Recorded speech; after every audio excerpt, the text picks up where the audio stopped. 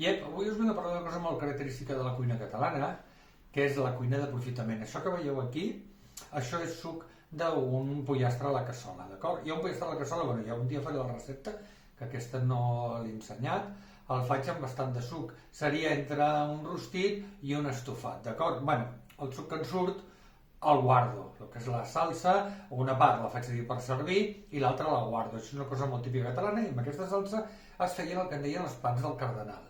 Tant el que seria l'arròs, que és el que ara aniré fent, com els macarrons. Un arròs del cardenal és molt senzill.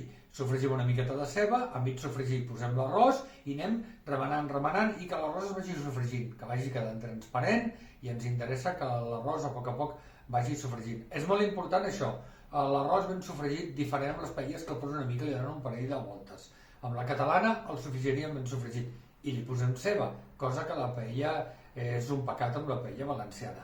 Bé, un cop sofregit se li tira el suc aquest del pollastre, suc de rostit, suc del que tingueu, suc de pollastre, suc de rostit, suc d'estofat. Penseu que està fet un pollastre a la catalana, és a dir, està flambejat amb el conyac, porta les seves herbes, porta les seves l'all, porta, una miqueta de pastanaga, una miqueta de tomàquet, d'acord? Tot el que porta. De fet queda, vull dir, queden restos de ceba, queda aquí un all, d'acord? Van quedant les coses. Doncs això seria la forma de fer l'arròs, que hi posem l'aigua, el farim en una cassola i ha de quedar una miqueta caldós.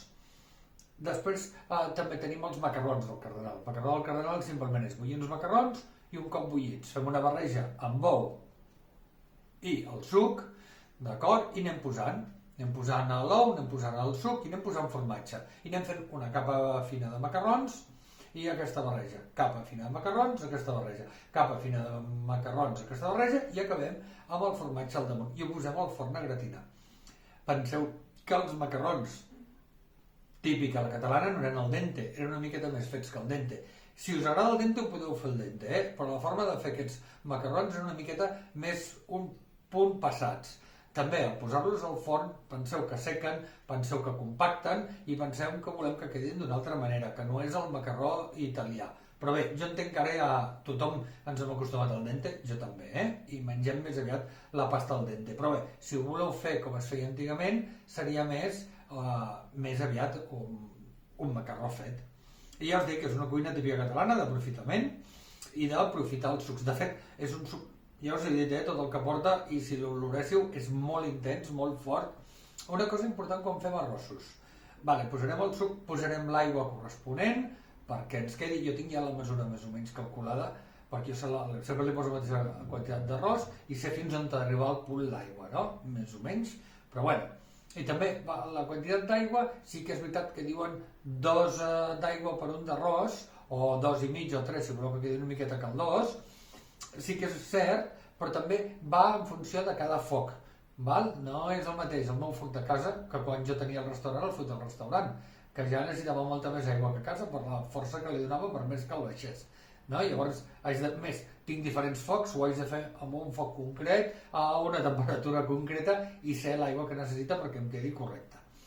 Doncs el que us deia, quan fem l'arròs és molt important que quan provem, un cop posem l'aigua, provem, ha de tenir un punt salat, perquè penseu que l'arròs xucla molt la sal.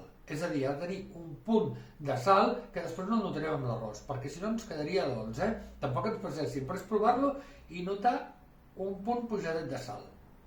Doncs vinga, vaig a fer l'arròs i bon profit!